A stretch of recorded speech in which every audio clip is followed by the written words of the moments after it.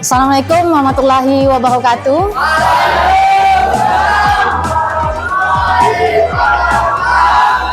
Ya, bagaimana kabarnya hari ini? Sehat semua? Udah pada makan belum? Ya, harus semangat ya. Oke, baiklah, sebelum kita melakukan kegiatan pembelajaran pada pagi hari ini, marilah kita berdoa yang dipimpin oleh ketua kelas. Duduk, siap, gerak. Sebelum belajar, marilah kita berdoa menurut kepercayaan dan ajaran agama kita masing-masing. Berdoa, dimulai.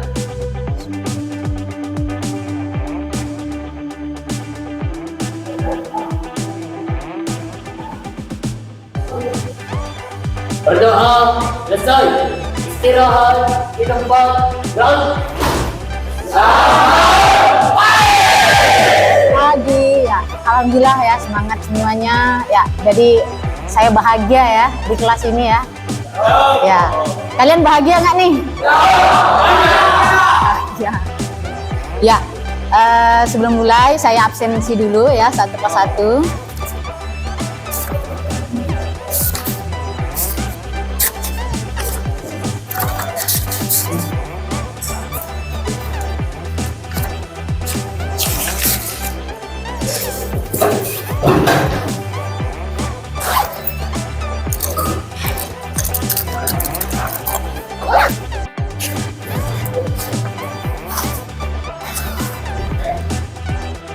Akira, semangat ya Akira ya.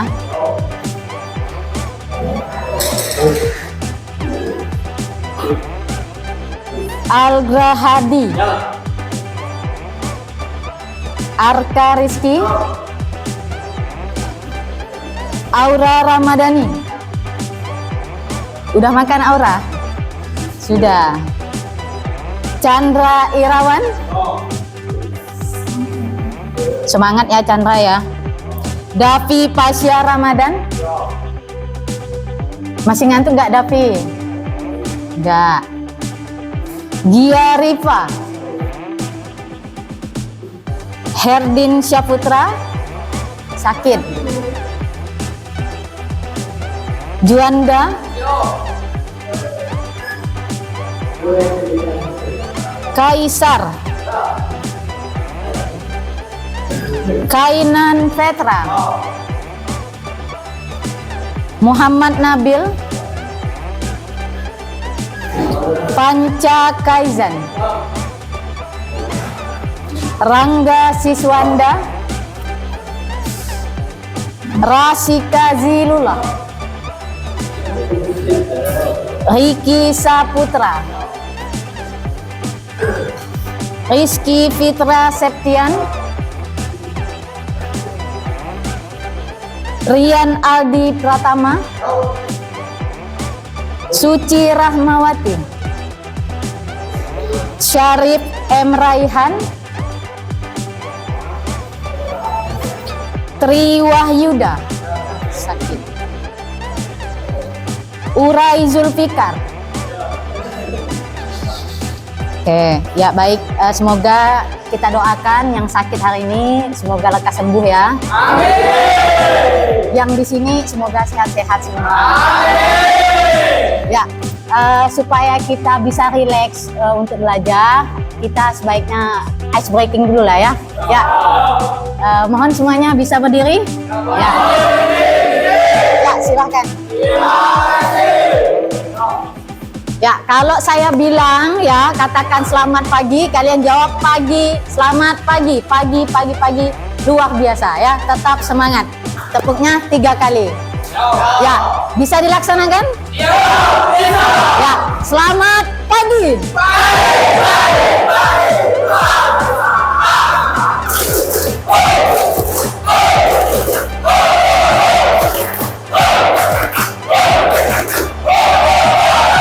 Masih ada yang ngantuk? Sekali lagi, selamat pagi.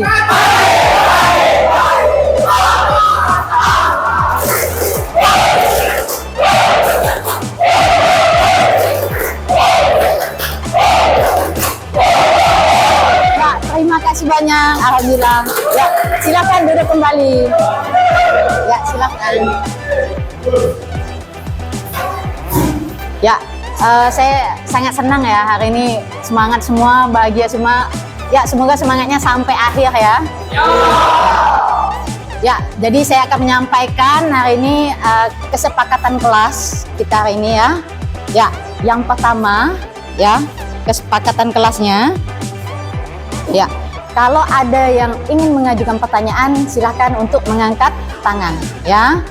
Yang kedua, mohon handphonenya di silent ya. Ya, saya memperbolehkan kalian menggunakan HP dalam kegiatan pembelajaran ini ya, tapi tidak untuk bermain game. Oke, jelas sampai sini? Ya. Yang ketiga, ya, kalian jika teman kalian ingin bertanya atau menyampaikan pendapat, harus menghargai ya pendapat teman. Ya, nanti di akhir pembelajaran kita akan melaksanakan tugas kelompok ya. Tugas kelompok itu nanti akan dibagi, satu kelompok itu 4 atau 5 orang ya. Nah, jadi di saat kita membagi kelompok ya, kita akan membahas materi tentang kurva stabilitas ya. Nah, jadi saat nanti kita tugas kelompok, saya akan bertanya pada masing-masing kelompok, kalian harus menjawab dan yang lainnya harus menghargai jawaban teman-teman yang lain ya. Oke, sampai di sini bisa dipahami? Ya. Oke, selanjutnya saya akan menyampaikan materi pembelajaran kita tentang ya, static stability kurva. Yang 2 minggu lalu kita sudah mempelajari tentang kurva, tapi kurva angle of roll. Apa itu angle of roll? Sudut kemiringan kapal yang stabilitasnya positif apa negatif? Positif apa negatif? Negatif ya. Nah, jadi dari angle of roll ini ada kurva stabilitas ya, untuk menentukan stabilitas kapal dari sudut kemiringan, dari displacement kapal ya. Nah. Oke, ya. Jadi tujuan pembelajaran kita hari ini yang pertama menjelaskan tentang static stability curve ya. Yang kedua, kita mengidentifikasi apa sih unsur-unsur dari static stability curve ya. Yang ketiga, menjelaskan sudut kemiringan di atas 40 derajat itu tidak normal ya. Jadi kalau kalian sebagai perwira di atas kapal ya, saat bongkar muat, maka saat bongkar muat kapal kalian sudutnya kemiringannya di atas 20 derajat sampai mencapai 40 derajat atau lebih, berarti itu dalam keadaan tidak normal. Kalau kalian sebagai perwira kapal tetap berlayar apa enggak? Kenapa? Membahayakan ya. Karena ombak dan gelombang pasti kapal sudutnya makin membesar ya. Jadi ini ada hubungannya dengan lengan momen pembalik, namanya GZ, yang kemarin kita 2 minggu lalu sudah kita bahas ya. Selanjutnya tujuan pembelajaran lagi yang keempat, menarik kesimpulan mengenai kondisi kestabilan kapal dengan kita mengamati kurva ya. Nanti kita akan melukis kurva ya, jadi kalian tahu sudut dari 0 derajat sampai sudut 90, 80 hingga 180 derajat ya. Nah, jadi lengan GZ itu nilainya bisa sama, cuman keadaan kapalnya yang berbeda ya. Berbedanya dari apa? Dari sudut kemiringan. Nah, ya. Jadi kalau misal sudut kemiringan 10 derajat lebih dari 40 derajat itu GZ-nya sama-sama, lengannya nilainya bisa sama. Tapi kondisinya yang berubah, ya. Oke, nanti supaya lebih paham kalian saya akan tampilkan gambarnya ya. Ya.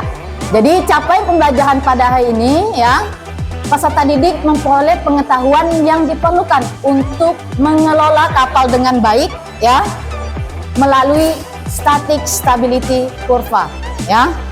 Yang kedua, peserta didik dapat melakukan langkah-langkah cermat dan akurat, karena sebagai perwira kapal kalian harus cermat, ya. Tidak boleh menggunakan kira-kira, harus sesuai fakta dan data, ya. Cermat dan akurat dalam menghitung stabilitas dan berbagai perubahannya.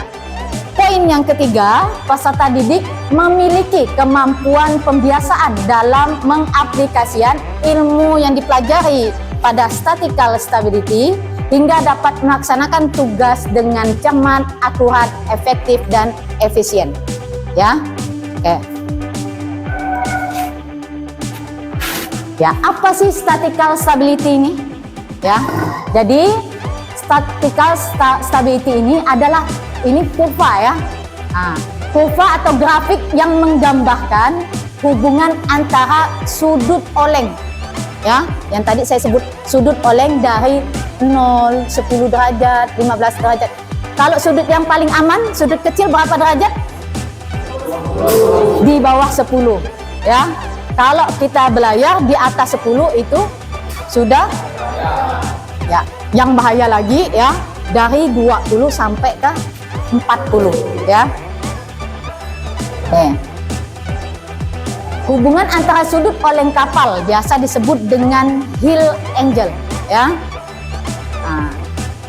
Dan dengan lengan pemulih atau right arms yang biasa disebut nilai GZ, ya, dari titik G.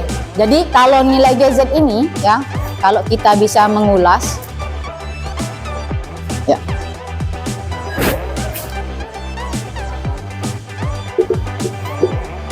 ini titik, ya, di sini ada titik G, ya, di sini ada titik buoyancy, dan di sini metasentris. Oke, ya. Kapan saat GZ ini ada? Kalau ini GZ, nilai GZ-nya berapa kira-kira? Kalau posisi tegak sempurna kapal, GZ-nya sama dengan 0, ya. Ingat, ya. Kalau posisi tegak, GZ-nya nilainya sama dengan 0, ya. Ya. Jika kapal kondisi miring, ya, ya, ya, maka titik buoyancy-nya akan berubah ke arah yang posisi miring, ke kanan. Jadi buoyancy-nya titiknya ke kanan. Oke, misal ya kita tarik garis, ya, maka titik buoyancy-nya akan berubah juga, ya. Oke, ya. Bisa dibayangkan? Ya.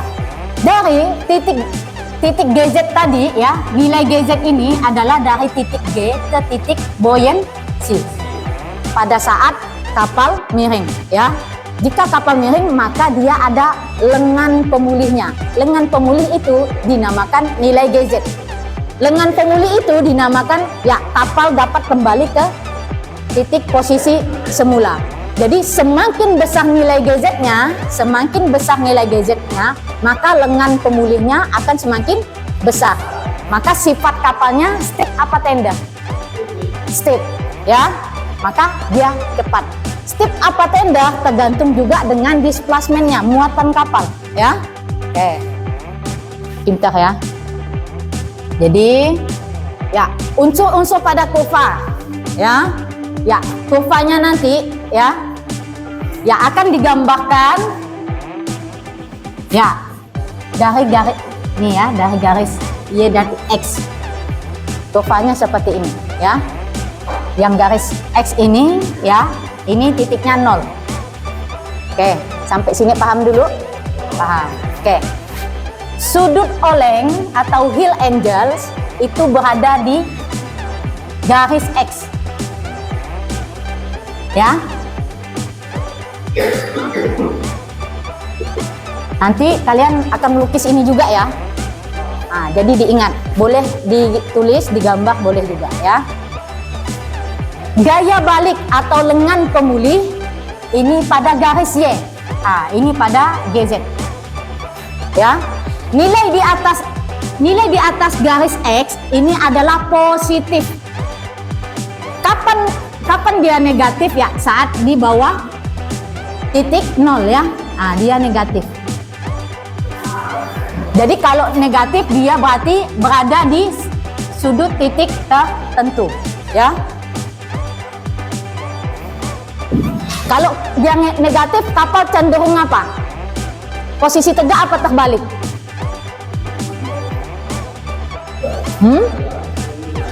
Ya, terbalik ya. Ya. Jadi stabilitas kan ada 3. Stabilitas apa? Positif, negatif, netral ya. Jadi pada sudut tertentu jika nilai GZ-nya negatif ya, maka ya kapal ini cenderung akan mudah terbalik. Nanti kita akan buktikan ya. Yang kedua ada titik angle of maximum. Jadi kurvanya nanti ya, seperti ini ya. Nah. Jadi yang dinamakan angle of maximum GZ adalah titik tertinggi dari kurva ya, dari kurva A ini yang disebut dengan titik maksimum. Berapa sudutnya? Nanti kita buktikan. Berapa sudutnya? GZ maksimumnya ya. Jadi kalau jika GZ maksimumnya tertinggi berarti momen pembaliknya akan semakin besar ya. Jadi keadaan kapal maka dalam keadaan positif, cepat terbalik atau namanya stiff ya.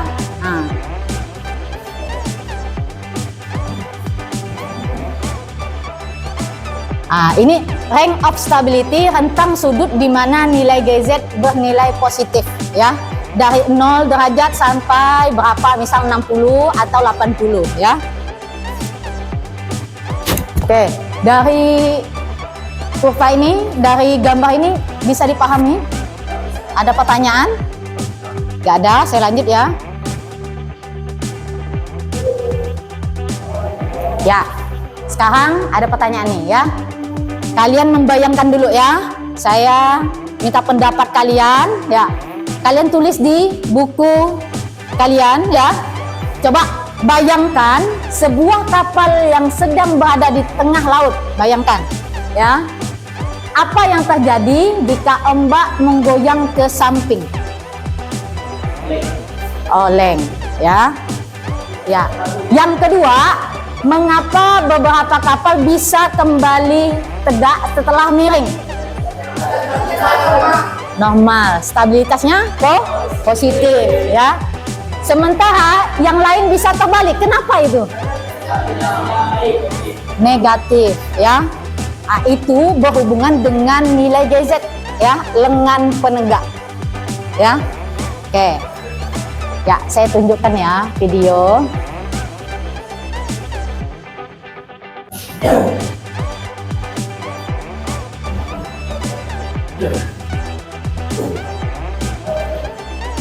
Kalian amati ya, kalian amati.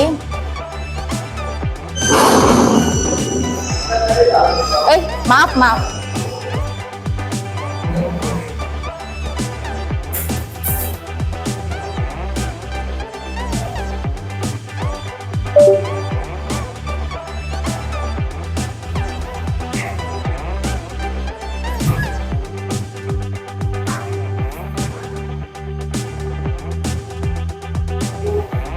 Ya, diamati ya.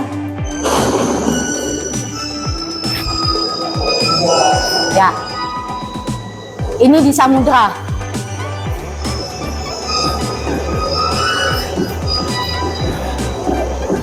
Ya, jadi kapalnya ngapa? Oleng. Terbalik nggak? Kenapa dia nggak terbalik? Ya, karena stabil ya. Kalau kapal stabil, maka kapal bisa kembali ke posisi semula. Mau ombak sebesar apapun, ya, mau kapalnya terbang gimana pun, nih ya, contoh. Contoh lagi.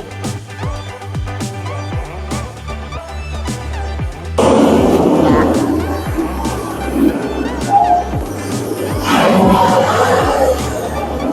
Nah, kembali ke posisi semula karena stabil, ya. Nah, itu berhubungan nanti dengan nilai GZ, ya. Oke. Yang kedua, Kita ingin mengganti kapal. kita biar supaya nggak kepanjangan ya, saya buka di menit ke 7.45.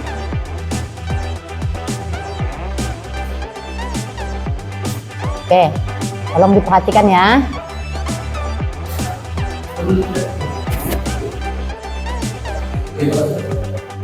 Nanti saya minta pendapat dari kalian. Kapal itu masih milik tekanan, dan tetap tidak membatalkan perjalanan. Bahkan saat itu, gue mendapatkan kabar dari ramalan cuaca bahwa akan terjadi badai di laut. Tapi dia berbaik sangka saja, tidak gitu.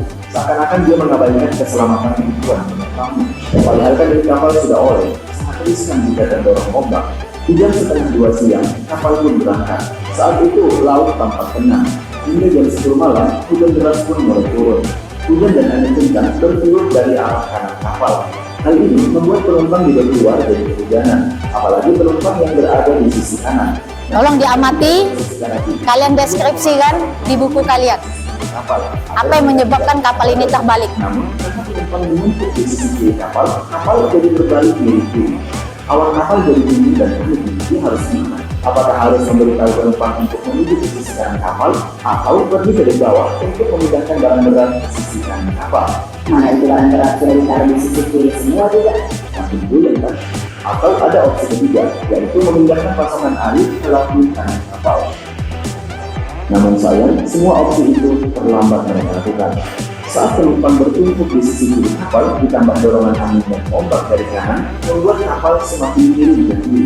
Sementara itu, di ruang kargo, mereka tidak mengikat barang-barang. Hendaknya siap agar lebih mudah dipindahkan jika kapal mengalami kemiringan. Seperti yang tadi saya bilang, jika kapalnya kiri-kiri, barang-barang ini kan bisa langsung digeser ke kanan. Makanya barangnya tidak diikat. Tetapi malah inilah salah satu faktor yang menyebabkan kemiringan itu terjadi. Karena kapal semakin miring, barang-barang yang tidak terikat pun tergeser, kemudian makin menumpuk di sisi kiri kapal. Hal ini membuat sisi kiri kapal menjadi semakin berat, kapal pun menjadi semakin miring. Sebenarnya, kapten bisa untuk memutar haluan agar kapal berhadapan dengan arah angin dan ombak untuk mengurangi resiko kemiringan. Namun kapten tidak melakukan hal itu. Bahkan ada penumpang yang mengatakan saat itu mesin kapal tidak berfungsi. Tidak sedikit kru kapal yang dianggap masih belum berpengalaman menghadapi kondisi darurat semacam ini. Tapi walaupun miring, kapal ini belum terbalik dan masih mampu menahan diri selama air tidak masuk ke lambung kapal. Namun apesnya lagi, saat itu diduga jendela di lambung kapal terbuka. Mungkin jendela itu sengaja dibuka agar para penumpang di bawah bisa bernapas. Biar nggak bengkak kan? Bayangkan aja tuh ada ribuan orang berdesak-desakan dalam ruangan. Mereka tentu butuh oksigen. Namun yang tak habis pikir, pintu bagian belakang kapal juga terbuka. Kok bisa mereka berlayar dengan enteng tanpa menutup pintu kapal? Saat mereka lagi panik-paniknya mencoba menstabilkan kapal, tanpa mereka sadari, air mulai masuk melalui jendela sisi kiri yang terbuka. 5 menit sebelum jam 11 malam, kapal menjadi semakin miring dan akhirnya terbalik seketika. Bayangkan betapa paniknya penumpang kala itu. Mereka terputar balik dan saling menumpuk. Kejadian ini terjadi sangat cepat. Mereka tidak punya waktu untuk keluar. Sekunci juga tidak mungkin lagi dilepaskan dalam kondisi terbalik. Ini adalah kondisi tenggelam yang sangat mengerikan. Kejadian ini mirip seperti kapal Poseidon yang terbalik. Namun ini adalah kejadian nyata. Sementara itu, penumpang yang ada di dek luar langsung tersapu ombak dan tenggelam. Ada yang mencoba berenang ke permukaan, namun sangat sulit. Penumpang terjebak di dalam ruangan-ruangan kapal dan tidak bisa keluar. Jalur evakuasi juga tidak jelas. Belum lagi, air yang masuk membuat listrik padam dan memaksa penumpang berada dalam kegelapan. Tidak ada yang bisa mereka lakukan selain teriak minta tolong. Sepanjang malam, teriakan minta tolong terdengar di ruangan-ruangan kapal. Mereka yang terjebak ini masih berharap ada tim penyelamat yang datang menolong. Lokasi terbaliknya kapal sekitar 20 km dari pantai Gandia. Tapi sayangnya, laporan insiden ini baru diterima sekitar jam 8 pagi. Kejadiannya jam 11 malam, tapi baru diketahui jam 8 pagi. Lulusnya lagi, respon penyelamatan dari pihak berwenang sangat lambat. Operasi penyelamatan resmi baru dimulai sekitar 17 jam setelah kapal terbalik. Ya, oke. Gimana pendapat kalian tentang video? Kenapa bisa terbalik?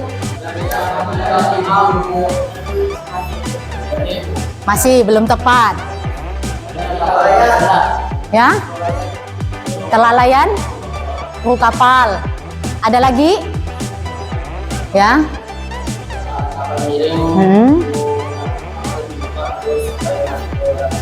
Ya, benar juga. Ada lagi yang paling tepat. Ada lagi? Ayo. Ya.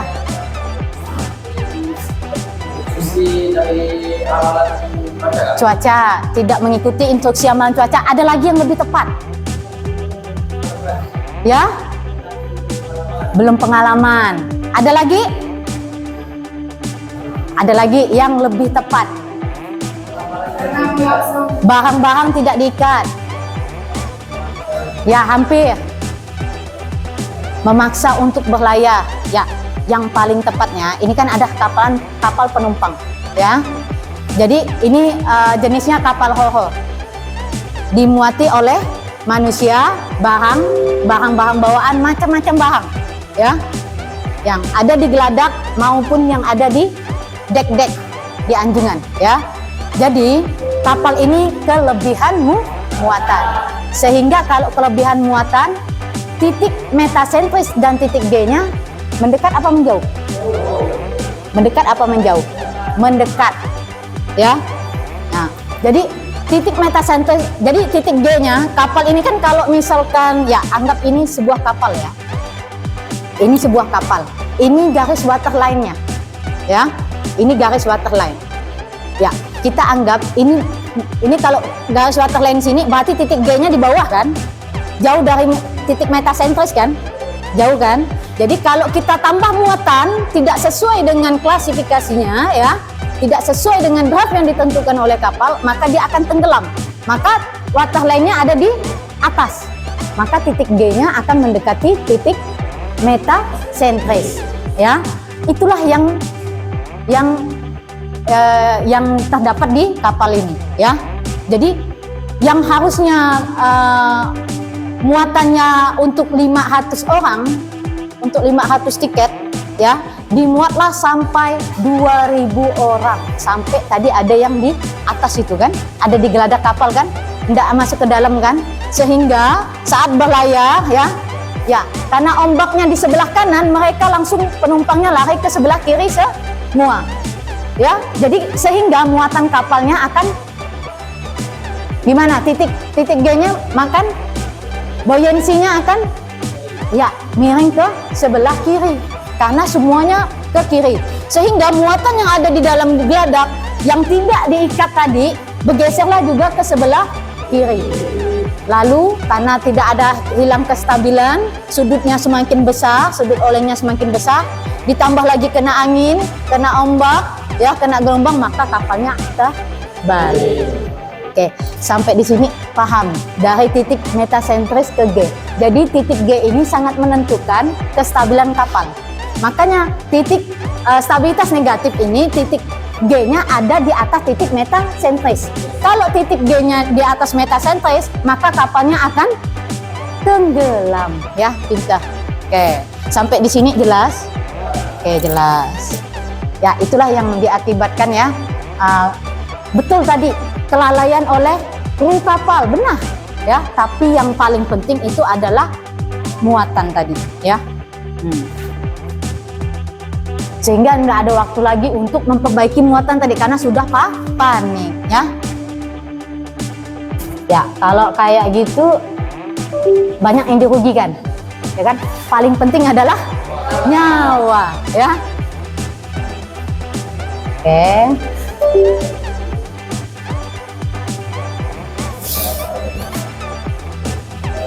Nah, ini dia kita buktikan, ya.